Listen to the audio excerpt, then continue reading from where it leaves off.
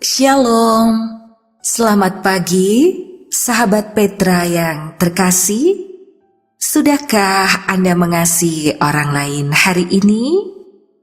Pada embun pagi hari ini, Sabtu 17 September 2022, kita bersama akan membuka hari dengan sapaan Sabda Tuhan. Bersama saya, Esti Widya Stuti, Pendeta Jemaat Gereja Kristen Jawa Pakem. Tema renungan hari ini adalah Menara Babel.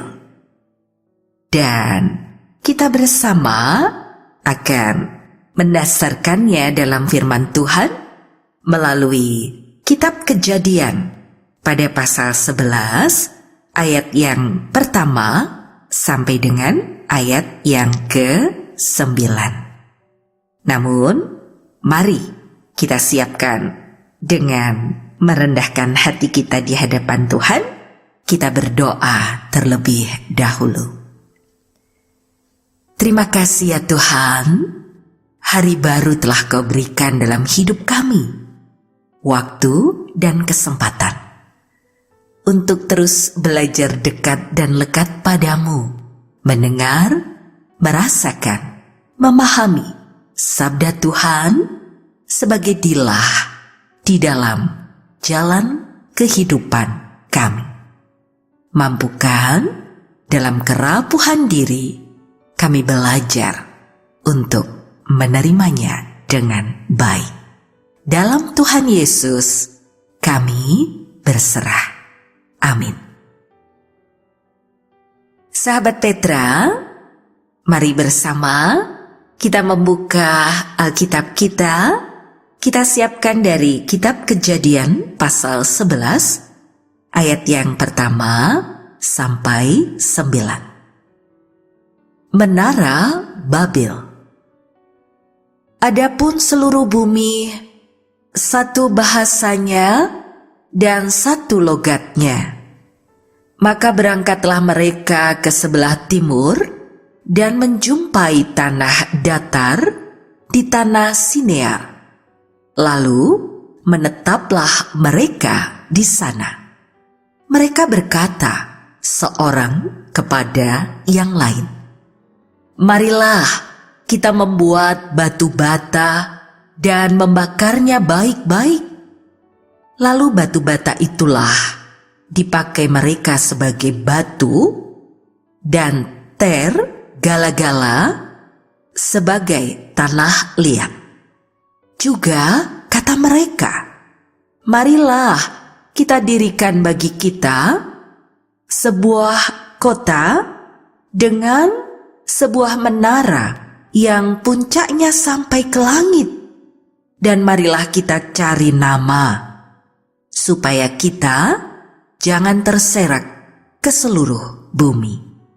Lalu turunlah Tuhan untuk melihat kota dan menara yang didirikan oleh anak-anak manusia itu. Dan Ia berfirman, "Mereka ini satu bangsa dengan satu bahasa untuk semuanya." Ini barulah permulaan usaha mereka.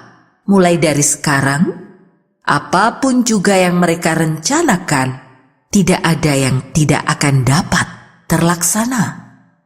Baiklah, kita turun dan mengacau balokkan di sana bahasa mereka, sehingga mereka tidak mengerti lagi bahasa masing-masing.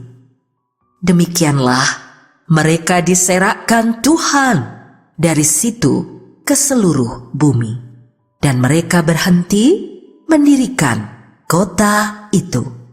Itulah sebabnya sampai sekarang nama kota itu disebut Babel, karena disitulah dikacau balokkan Tuhan bahasa seluruh bumi, dan dari situlah mereka diserakkan Tuhan ke seluruh bumi. Sahabat Petra yang terkasih, demikianlah firman Tuhan, sabda dari Tuhan yang kita dengar, dan kita akan membaca kembali di ayat 8 sebagai nats kita. Demikianlah mereka diserakkan Tuhan dari situ ke seluruh bumi, dan mereka berhenti mendirikan kota itu. Saudara-saudaraku yang terkasih, kita bersama-sama akan merenungkan sabda ini dengan tema Menara Babel. Saudaraku, tampaknya Menara Babel adalah sebuah zigurat, piramida besar berteras banyak. Beberapa sudah digali lagi, dan yang paling awal dikatakan bertanggal sejak milenium ketiga sebelum Masehi. Mengapa Allah murka ya? Bukankah teknologi berasal dari kejeniusan reka cipta manusia yang diciptakan menurut gambar Allah dan rupa Allah sendiri? Lalu apa yang salah? Ya, pasti ada sebuah refleksi tersendiri, pertanyaan-pertanyaan yang berkecamuk dalam diri kita. Saudaraku, ketika kita kembali mencoba untuk perlahan membaca dan mencerna perikop ini, maka kita menemukan dan merasakan bahwa yang salah adalah motivasi. Ya, motivasi para pembangunnya yang egosentris. Pertama, mereka tidak patuh. Perintah Allah yang diulang sesudah air bah ialah penuhilah bumi dan taklukkanlah itu. Masih ingat di dalam kitab Kejadian pasal 1 ayat 28? Keturunan Nuh melakukannya. Tapi di dataran aluvial Mesopotamia menetaplah mereka di sana. Di dalam Kejadian 11 ayat 2 diceritakan itu. Bukannya menjelajahi bumi dan mengembangkan potensi, mereka malah menetap di zona nyaman. Bumi masih menderita karena ketidakpatuhan mereka. Kita belum menyelesaikan masalah energi, menciptakan cara murah menawarkan air laut untuk mengairi gurun pasir dan memberi makan yang lapar. Lalu hal lain adalah membangun menara merupakan tindakan lancang. Kenapa dikatakan begitu? Disebutkan, marilah kita mendirikan menara yang puncaknya sampai ke langit, dan marilah kita cari nama. Saudaraku, mereka tidak mau tinggal di bumi. Mereka ingin menjangkau langit, tempat tinggal Allah. Babel melambangkan kecongkakan dan kepongahan. Dalam bahasa Yunani dikatakan dengan istilah hubris. Inilah hakikat dosa. Tak heran Allah menghukum mereka. Pertama, Allah menyerakkan mereka ke seluruh bumi agar mereka melakukan apa yang tidak mau mereka buat. Yang kedua, supaya mereka menyebar. Allah mengacaukan bahasa. Bahasa bisa menyebabkan pengasingan masyarakat. Sama halnya, pengasingan bisa menyebabkan perubahan bahasa. Nah, di dalam kisah Babel ini memandang ke depan, ke hari Pentakosta, kala orang mendengar dalam bahasa mereka sendiri tentang perbuatan-perbuatan besar yang dilakukan oleh Allah. Maka saudaraku, kita dapat belajar merefleksikan bagi kehidupan kita saat ini tentang kisah dalam Menara Babel. Demikianlah mereka diserakkan Tuhan dari situ ke seluruh bumi, dan mereka berhenti. Kita diingatkan tentang kerendahan hati, tidak memandang diri yang paling baik itu benar, baik, mampu melakukan apapun, bahwa kita adalah milik Allah. Dicipta dalam keadaan sungguh amat baik, direngkuh, dimilikinya untuk memiliki kerendahan hati, melakukan perbuatan-perbuatan cinta dan kasih Allah dengan motivasi yang baik dan benar seturut kehendaknya. Saling mengasihi dan mencintai, membangun kehidupan dengan selalu mengingat bahwa kita adalah milik kepunyaannya, dihidupi oleh roh kebaikannya, menggunakan setiap hal dan menyadari semua adalah piranti untuk mendukung hidup kita menjadi lebih baik dan melakukan apa yang Tuhan kehendaki. Tetap menyadari kita ada di dalam kehidupan bersamanya. Ia yang memiliki kita seutuhnya. Kesadaran itu akan menolong kita untuk saling merengkuh dan saling menghidupi, untuk saling menopang dan tidak menganggap diri yang paling dari yang lain. Tuhan menopang kita, dan mari jalani hidup ini dengan penuh rasa syukur. Nikmati dan rayakan kehidupan yang Dia beri, karena Dia mengenal kita dengan baik. Ia mencukupkan setiap hal yang menjadi kebutuhan kita, dan Dia menjadi sumber pertolongan yang sejati.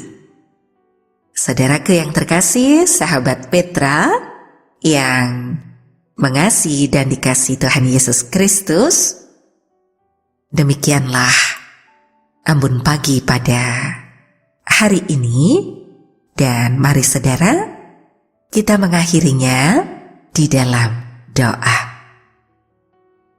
Terima kasih ya Tuhan, Kau ingatkan dalam hidup kami pengajaran cinta dan kasih-Mu, agar kami senantiasa menyadari keberadaan diri, tidak merasa yang paling baik, istimewa, memiliki sesuatu yang lebih dari yang lainnya, dan dipakai untuk kepentingan sendiri atau keegoisan.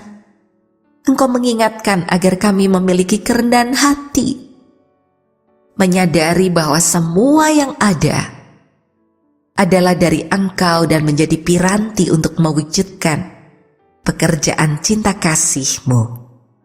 Kami berserah untuk kehidupan yang Kau berikan ini, untuk setiap hal yang terjadi, dalam suka dan duka, dalam sehat dan sakit.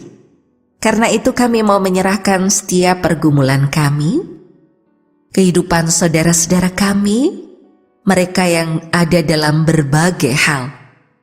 Dalam sakitnya, kiranya tetap ada semangat untuk berpulih, berpengharapan di dalam Engkau. Dalam situasi sulit yang dihadapi oleh karena berbagai hal, terus memiliki keyakinan Engkau senantiasa menjadi sumber kekuatan, menopang, merengkuh dalam segala upaya yang dilakukannya. Kami berserah padamu Tuhan, untuk waktu hidup yang masih ada, atas segala pemberian-Mu ini. Ajar kami untuk memaknainya seturut kehendak-Mu, terlibat dalam karya cinta-Mu dalam kehidupan, baik di tengah-tengah pergaulan kami bersama, di dalam bergereja, menjadi gereja yang terbuka, mendialogkan hidup dalam cinta dan kasih-Nya, menjadi gereja yang hadir untuk mewartakan kebaikan-Mu. Demikian juga dalam relasi hidup kami di tengah masyarakat, dalam keberagaman, ajar kami menghidupi cinta Tuhan yang menjangkau segala hal, yang terus mengasihi dan peduli bagi semua orang. Kehadiran kami di tengah-tengah masyarakat menjadi terang dan garam yang memberi dampak baik. Demikian juga untuk kehidupan kami bersama dalam setiap relasi kami di keluarga masing-masing. Ajar kami untuk melantunkan harmoni kasih-Mu, terus membangun kebersamaan hidup dalam cinta Tuhan, saling menguatkan baik sebagai orang tua, anak-anak, ataupun anggota keluarga lainnya. Menghidupi roh cinta Tuhan menjadi sumber kehidupan. Terima kasih Tuhan Yesus. Kepadamu kami berserah hanya di dalam Engkau. Tuhan Yesus Kristus, Juru Selamat hidup kami yang sejati. Terima kasih Tuhan. Amin. Saudaraku, sahabat Petra yang terkasih di dalam Tuhan Yesus Kristus, demikianlah embun pagi hari ini, Sabtu 17 September 2022.